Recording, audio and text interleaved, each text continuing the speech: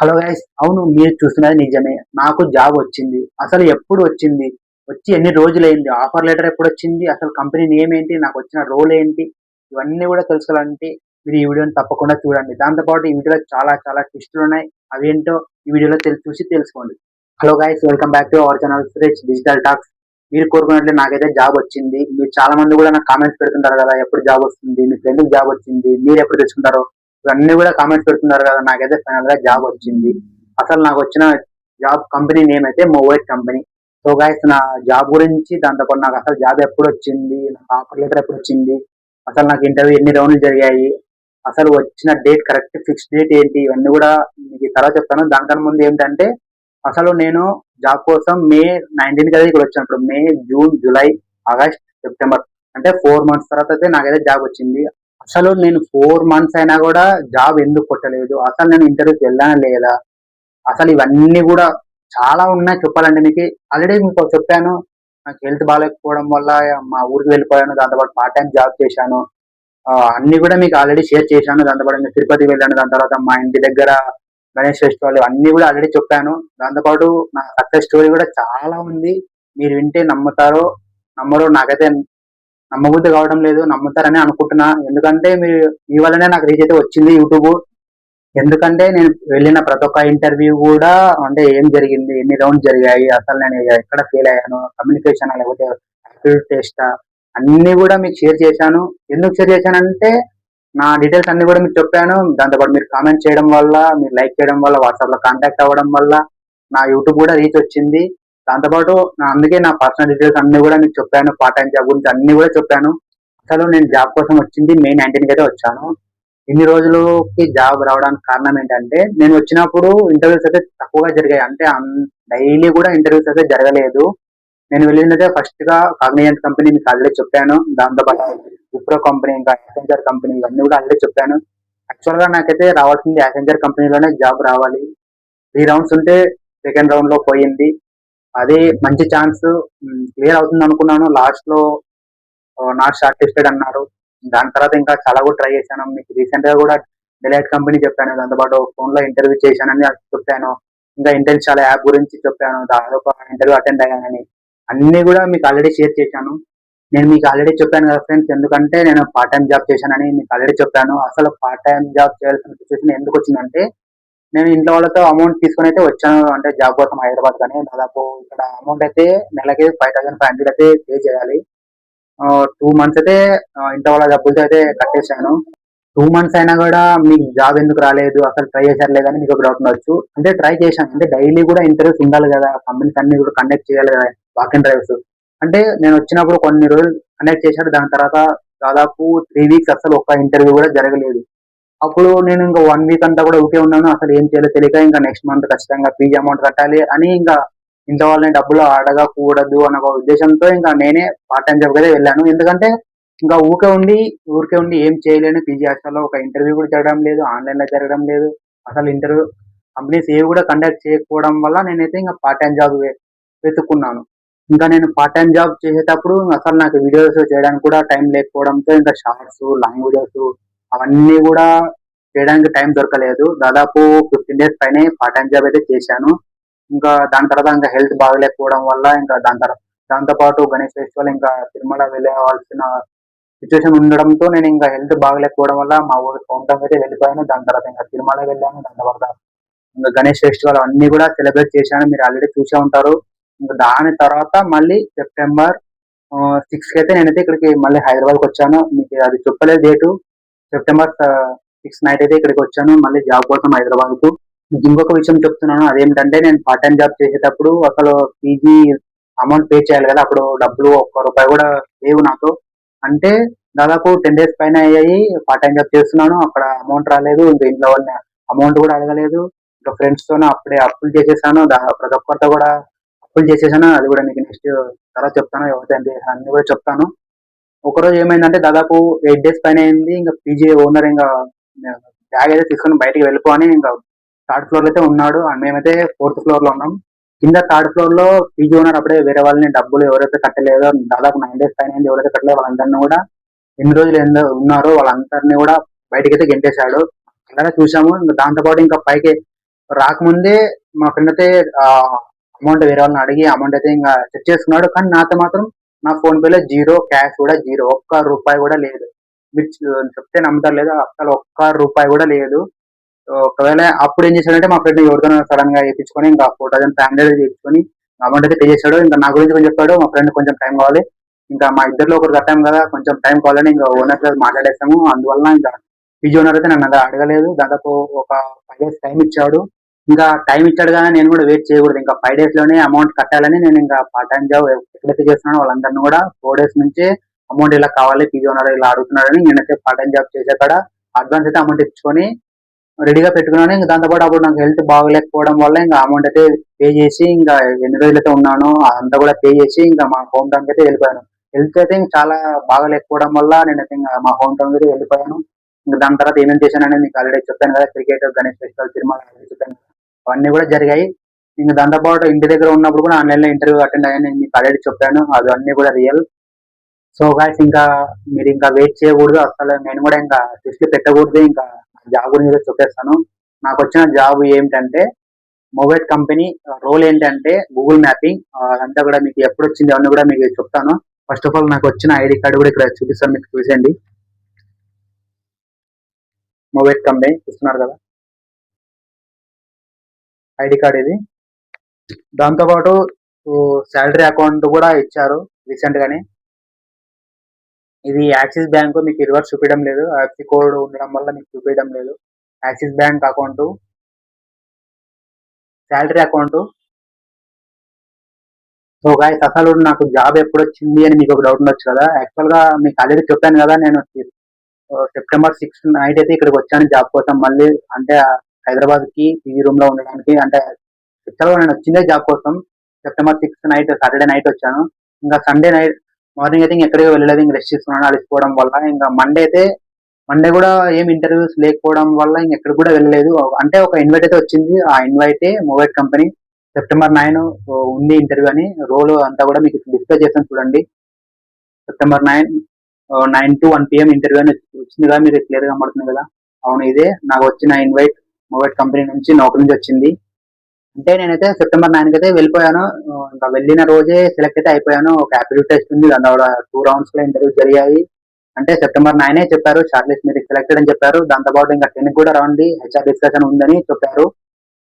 నేనైతే నెక్స్ట్ రోజు కూడా వెళ్ళిపోయాను. అసలు నేను సెలెక్ట్ అయిన తర్వాత నాకు జాబ్ ఆఫర్ లెటర్ ఎప్పుడు వచ్చిందని మీకు ఒక డౌట్ ఉండొచ్చు. అది కూడా ఇక్కడ మెయిల్ చూపిస్తాను, నాకు వచ్చిన మెయిల్ చూపిస్తాను, ఇక్కడ క్లియర్ గా చూసండి. September 14 అయితే నాకు జాబ్ ఆఫర్ లెటర్ వచ్చింది. అంటే ఫస్ట్ గా కాల్ వచ్చింది, అంటే హెచ్ఆర్ కాల్ చేశాడు, నీ డేట్ అయితే జాయిన్ డేట్ 15 మండే, ఖచ్చితంగా మార్నింగ్ అర్లీ 9 o'clock రావాలని చెప్పాడు. ఇంకా అది కూడా మీకు డిస్ప్లే చేస్తున్నాను, మెయిల్ చూడండి. ఆఫర్ లెటర్ అంటే లింక్ క్లిక్ చేసి అక్కడ మనం క్లిక్ చేసిన తర్వాత మనం సైన్ కూడా చేయాలి. నేను క్లిక్ చేసి ఆల్రెడీ చేశాను. జాయినింగ్ డేట్ అయితే చాలా త్వరగా ఇచ్చేసారు ఆ కంపెనీ వాళ్ళు. యాక్చువల్ గా నేను జాయిన్ అయిన నెక్స్ట్ డేనే వీడియో చేయాలని అనుకున్నాను, కానీ అసలు టైం కుదరలేదు. అసలు నా టైమింగ్స్ ఎలా ఉన్నాయంటే ఇప్పుడు కరెంట్లీ డే షిఫ్ట్ అనమాట. కొంతమంది నాతో పాటు సెలెక్ట్ అయిన వాళ్ళు రొటేషనల్ షిఫ్ట్ కూడా ఉన్నారు, వాళ్ళకి క్యాబ్ ఫెసిలిటీస్ కూడా ఉన్నాయి. నాకు క్యాబ్ ఫెసిలిటీస్ అవన్నీ కూడా లేవు. నేను సొంతంగా వెళ్ళాలి కంపెనీకి. నేనున్న లొకేషన్ నుంచి కంపెనీకి అయితే దాదాపు 15 kilometers దూరంలో ఉంది. నేను సొంతంగా వెళ్తున్నాను కదా, ఖర్చులంతా కూడా బస్ ట్రావెలింగ్ ఖర్చులంతా కూడా కంపెనీ వాళ్ళు ఇస్తారా లేదా అని మీకు ఒక డౌట్ ఉండొచ్చు. అసలు లేదు, మనమే సొంతంగా పెట్టుకోవాలి, నేనే పెట్టుకోవాలి. అంటే పాటు నాతో పాటు సెలెక్ట్ అయిన వాళ్ళకి క్యాబ్ ఫెసిలిటీస్ ఉన్నాయి. అంటే వాళ్ళ టైమింగ్స్ ఎలా ఉన్నాయంటే 3 to నైట్ 12 o'clock వరకు వర్క్ టైమింగ్ అయితే ఉంటుంది. వాళ్ళ టైమింగ్ అలా ఉంది, నైట్ టైమింగ్ వాళ్ళ కావడం వల్ల వాళ్ళకైతే క్యాబ్ ఫెసిలిటీ ప్రొవైడ్ చేశారు. మాది డే షిఫ్ట్ కాబట్టి మాకు ప్రొవైడ్ చేయలేదు. ఇప్పుడు నా టైమింగ్ అయితే September 15 కదా స్టార్ట్ అయింది. ఇప్పుడు ఆల్రెడీ ఈ రోజు 18 డేట్, ఆల్రెడీ 4 days కంపెనీకి వెళ్ళి వచ్చాను నేను. ఈ రోజు 4th డే అనమాట, నేను రేపు 5th డే. నాకు fixed week off 2 days. Rotational shift వాళ్ళకైతే వాళ్ళకి కన్ఫర్మ్ డేట్ ఉండదు, ఎప్పుడు 2 days హాలిడేస్ ఇస్తారో. మాకైతే fixed week off Saturday Sunday holiday. ఇప్పుడు నా టైమింగ్స్ ఎలా ఉన్నాయంటే మార్నింగ్ 9 to 6, అంటే టోటల్ 9 hours. 9 hours వర్క్ ఉండదు, 1 hour లంచ్ బ్రేక్ ఉంటుంది. ఇంకా 8 hours వర్క్. మీకు ఆల్రెడీ తెలుసు, ప్రతి కంపెనీ కూడా 8 hours వర్క్ అయితే ఉంటుంది, ఏ కంపెనీ తీసుకున్నా. అంటే ఇంకొకటి మీకు ఇంకో విషయం, నాది ఐటీ కాదు, నాన్ ఐటీ కంపెనీ. నేనైతే వచ్చిన జాబ్ ఐటీ, ఎందుకంటే నేను ఏది కూడా కంప్లీట్ చేయలేదు. IT course, Python, Java, like ఇంకోటి full stack development, data analyst, అన్ని కూడా నేను ఏది కూడా కంప్లీట్ చేయలేదు. నేను యాక్చువల్ గా కామర్స్ స్టూడెంట్. నేను ఇంకా డిగ్రీ అయిపోయిన తర్వాత 1 ఇయర్ తర్వాత డైరెక్ట్ గా కంపెనీకి వెళ్ళాను. ఇలా జాబ్ అయితే వచ్చింది. నేను ఫస్ట్ డే కంపెనీకి వెళ్ళిన రోజులైతే సెప్టెంబర్ 15 ఆల్రెడీ మీకు చెప్పాను. కంపెనీ వాళ్ళు ఫుడ్ కూడా ప్రొవైడ్ చేశారు. 3 రోటీస్ ఇంకా రైస్ ఇంకా పెరుగు అంతా కూడా మీకు ఇక్కడ ఫోటో డిస్ప్లే చేస్తాను చూడండి. డేట్తో సహా ఉంటుంది. నా ఫోన్లోనే దింపాను. ఇంకోటి వ్లాగ్ కూడా చేయొచ్చని మీకు ఒక డౌట్ ఉండొచ్చు. వ్లాగ్ అయితే ఏం తీయలేదు. నేను ఇంకా కంపెనీ గురించి మీకు ఏం షేర్ చేయలేదు. ఇంకొక ఐడి కార్డు ఇంకా అయితే చూస్తున్నాను. వ్లాగ్ అయితే తీయలేదు. ఇక్కడ ఫుడ్ కనబడుతుంది కదా, ఇదొకటే ఫోటో దింపి మీకు క్లియర్ గా చూపిస్తున్నాను. ఇంకొక విషయం, అసలు నాకు జాబ్ అయితే వచ్చింది. 9 కే సెలెక్ట్ అయ్యాను.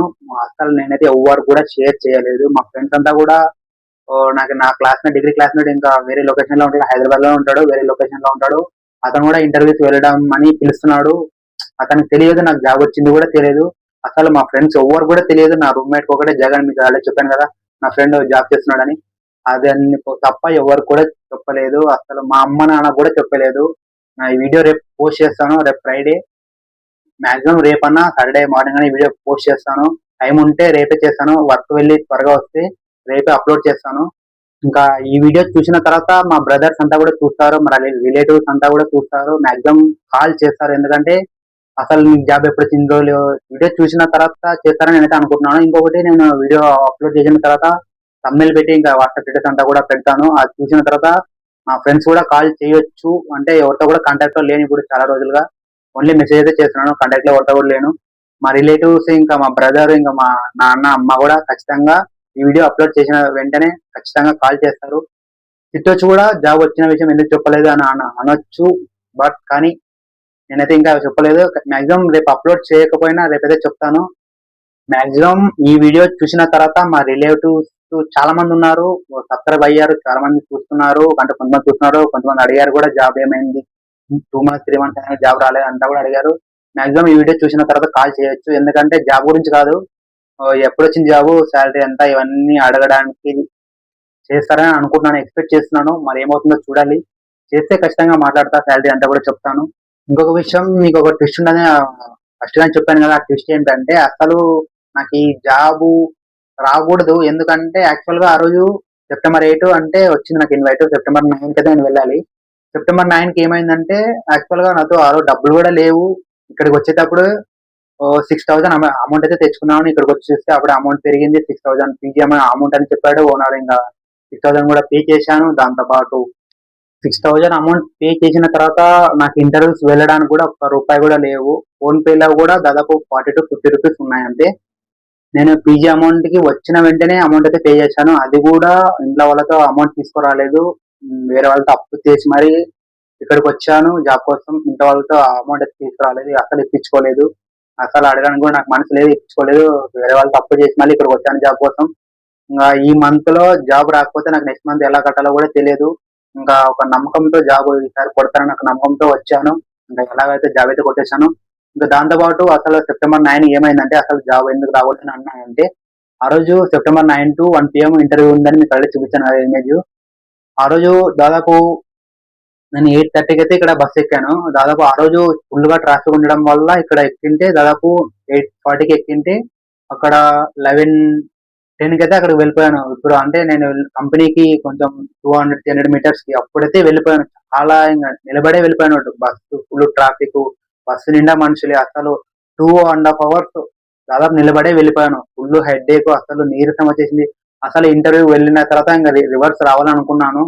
కంపెనీకి దాదాపు 300 మీటర్స్ దూరంలో ఇంకా దాదాపు ఒక 15 to 20 minutes అక్కడే కూర్చున్నాను. ఇంకా ఫుల్ గా అలిసిపోయాను, హెడ్ ఏక్, వామిటింగ్ వచ్చినట్లయింది. ఇంకా కానీ ఇంటర్వ్యూ అటెండ్ అవుదాం, ఇంకా ఖర్చు కూడా చేశాను. అంటే ఆ రోజు ఇంటర్వ్యూ వచ్చిన రోజే మా ఫ్రెండ్ తో, జగన్ ఉన్నాడు కదా జాబ్ చేస్తున్నాడు, అతనితో 100 రూపీస్ అప్పు, అతనితో కూడా మళ్ళీ అప్పు చేశాను. ఎందుకంటే అసలు అమౌంట్ అసలు లేవు, 40 రూపీసే ఉన్నాయి.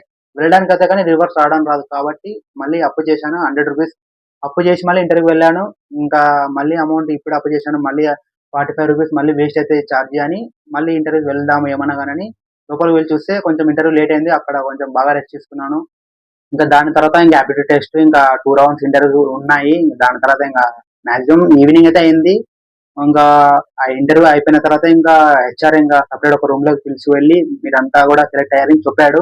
నాతో పాటు దాదాపు 12 మెంబర్స్ సెలెక్ట్ అయ్యారు, నేను 13th మెంబర్. దాదాపు నాతో పాటు మొత్తం 13 మెంబర్స్ అయితే సెలెక్ట్ అయ్యాము. ఇంకా రోల్ అంతా కూడా మమ్మల్ని కొంతమందిని డే షిఫ్ట్ లోకి తీసుకెళ్లారు. వేరే వాళ్ళంతా కూడా రొటేషనల్ వాళ్ళకి తీసుకెళ్లారు. అంటే మమ్మల్ని అంతా కూడా డే షిఫ్ట్ అని చెప్పారు. మిగతా వాళ్ళంతా కూడా రొటేషనల్ షిఫ్ట్ అని చెప్పాను. మీరు ఆల్రెడీ చెప్పాను రొటేషనల్ షిఫ్ట్ టైమింగ్స్ ఎలా ఉన్నాయని. మా టైమింగ్స్ అంతా కూడా ఆల్రెడీ చెప్పాను. సెప్టెంబర్ 9కి ఇదంతా కూడా జరిగింది. ఇంకొక విషయం, నేను 9కి అయితే సెలెక్ట్ అయిపోయాను కదా, ఇంకా 10 కూడా హెచ్ఆర్ డిస్కషన్ ఉంది, మీరు ఖచ్చితంగా రావాలని నాతో పాటు అంతా కూడా మా ఫ్రెండ్స్ అంతా కూడా చెప్పారు కంపెనీ వాళ్ళు. ఆ రోజు హెచ్ఆర్ డిస్కషన్ వెళ్ళడానికి కూడా నాతో ఓన్లీ 30 రూపీస్ ఉన్నాయి. అంటే ఒక బస్ ఉంది, ఆ 30 రూపీస్ అయితే వెళ్ళిపోతాను. మళ్ళీ రిటర్న్ రావడానికి కూడా అమౌంట్ లేవు. అప్పుడు కూడా మళ్ళా జగన్ అయితే నా ఫ్రెండ్ రూమ్మేట్ అయితే అడగలేదు, మళ్ళా వేరే ఫ్రెండ్ అయితే అడిగాను. అతను అడిగిన వెంటనే మళ్ళీ 100 రూపీస్ చేశాడు.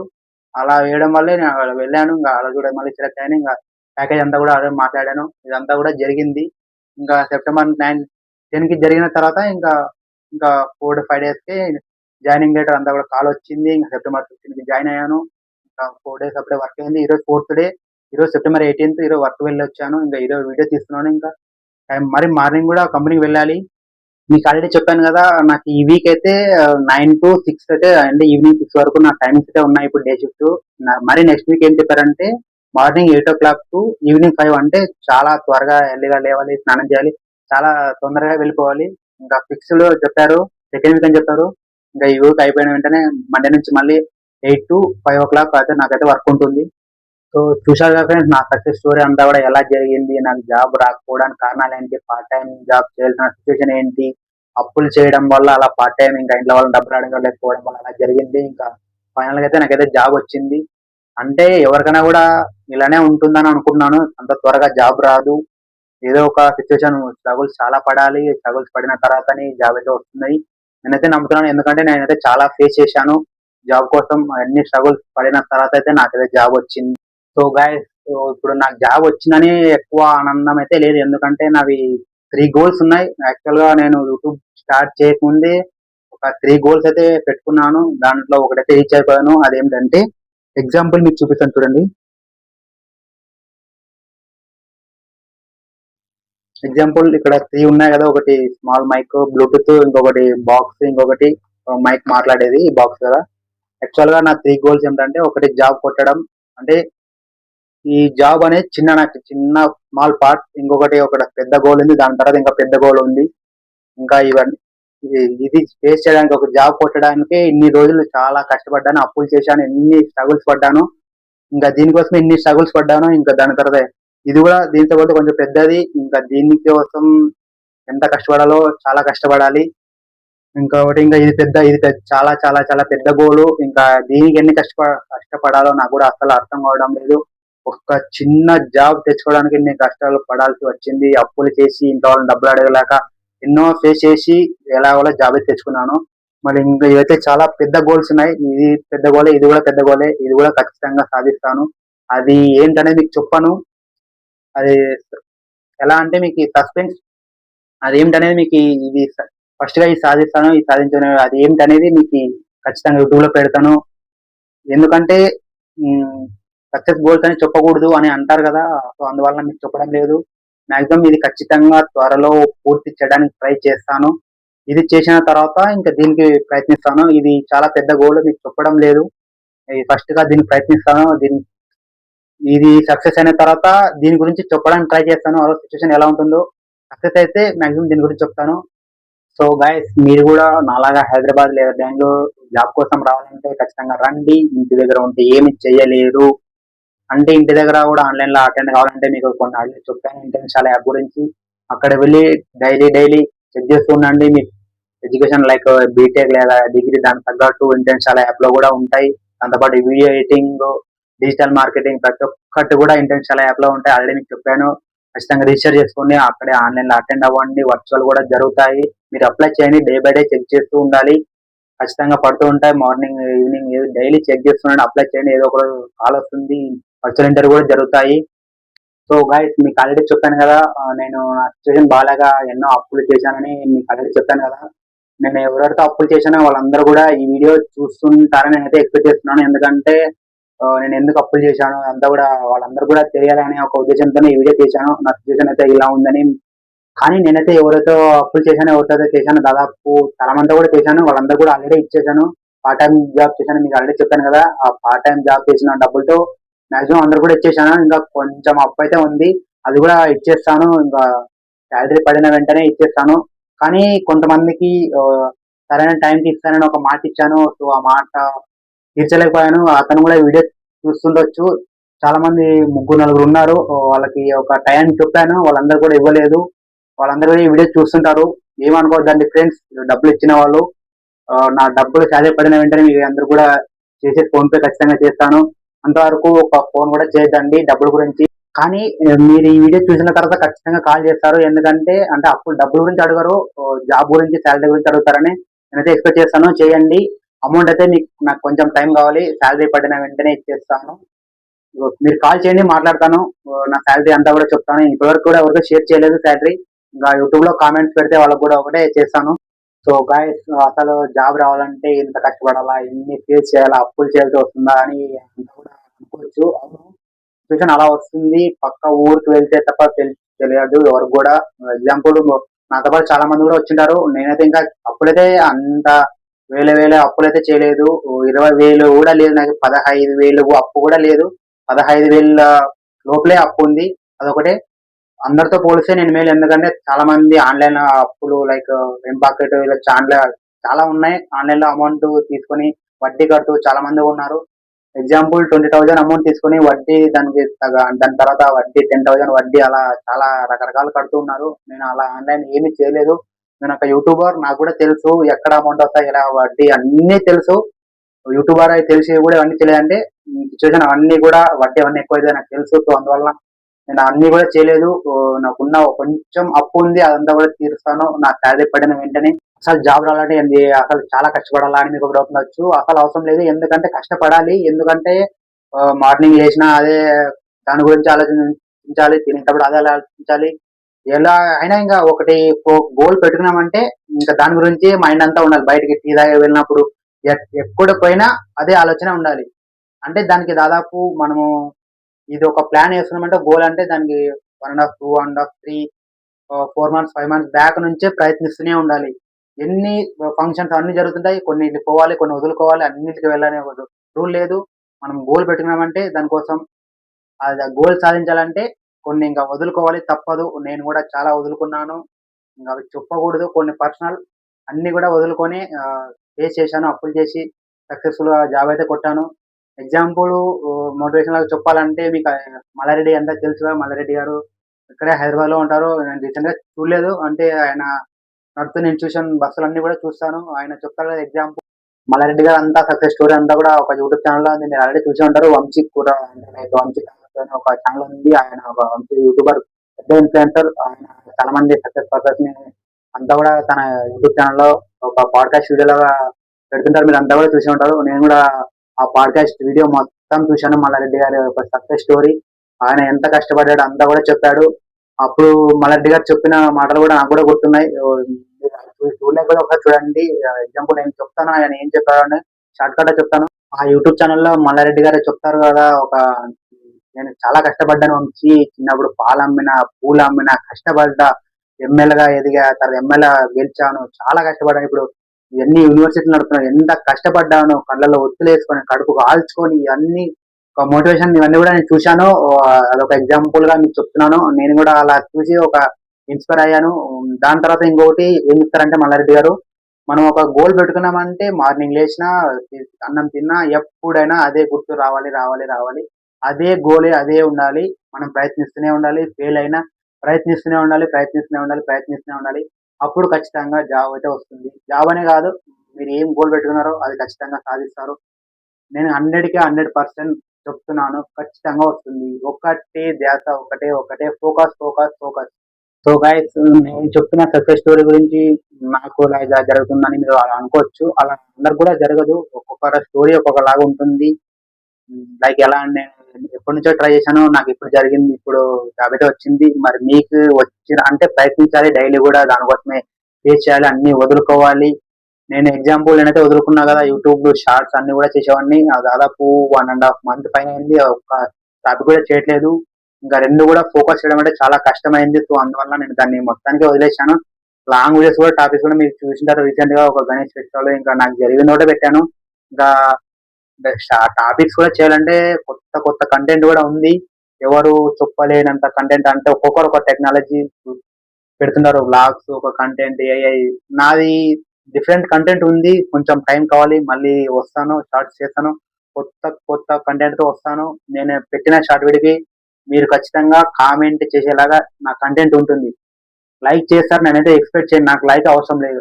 కానీ నేను పెట్టిన కంటెంట్ కి మీరు కామెంట్ చేస్తారు. అవునా, ఎలా ఎలా వస్తాయి, ఎలా జరుగుతుంది అనేలాగా కామెంట్ చేసేలాగా నేను కంటెంట్ చేస్తాను. కానీ కొంచెం టైం కావాలి. ఇప్పుడు వర్క్ వెళ్తున్నాను, డ్యూటీ వెళ్తున్నాను.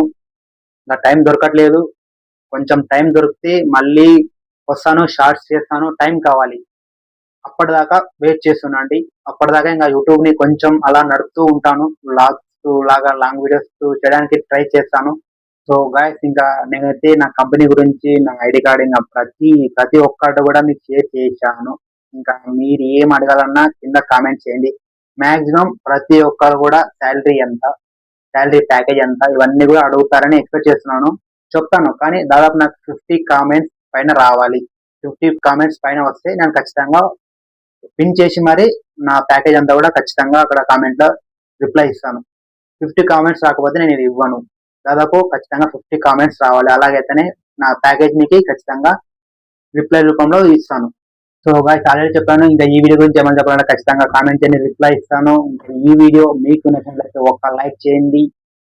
దాంతోపాటు ఈ ఛానల్ కొత్తగా ఎవరైనా చూస్తున్నట్లయితే ఈ ఛానల్ ని సబ్స్క్రైబ్ చేసి దాంతోపాటు పక్కన బెల్ ఐకాన్ ని క్లిక్ చేయండి. ఇంకొక విషయం ఫ్రెండ్స్, నెక్స్ట్ వీడియోలో మీకు ఒక సర్ప్రైజ్ వీడియోతో మీ ముందుకు వస్తాను. అదేంటిదనేది సర్ప్రైజ్.